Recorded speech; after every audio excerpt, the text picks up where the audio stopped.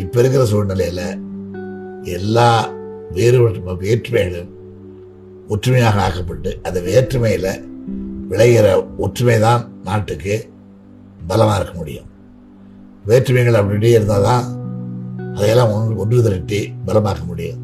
இப்போ பல சின்ன சின்ன படைகள் இருக்கும் பொழுது ஒரு சண்டைக்கு ஒரு யுத்தத்துக்கு ஒவ்வொரு நாட்டு படையும் தமிழ் இந்தியாவில் இருக்கிற ஒவ்வொரு மாநிலத்தினுடைய படையும் வந்தால் அந்த படைகள்லாம் ஒரு வலுவான படையாக எப்படி ஆகுதோ அது மாதிரி பல மொழிகளுடைய சேர்க்கை அவைகள்லாம் ஒன்றுபட்டு அந்த ஒற்றுமையை நம்மளால் பலமாக ஆக்க முடியும். அந்த வேற்றுமையை ஏற்படுற பலகீனத்தை போக்க முடியும். அதனால் வேற்றுமையில் ஒற்றுமை அதுதான் பலமானது. வேற்றுமையை கூட யார் இருக்கக்கூடாது விளக்கிட்டோம்னா இருக்கிற ஒற்றுமைக்கும் பலம் குன்றி விடும். அதான் பண்டிதர் நேரு அடிக்கடி சொல்லியிருக்கிறாரு, வேற்றுமையிலே ஒற்றுமை காண்போம்.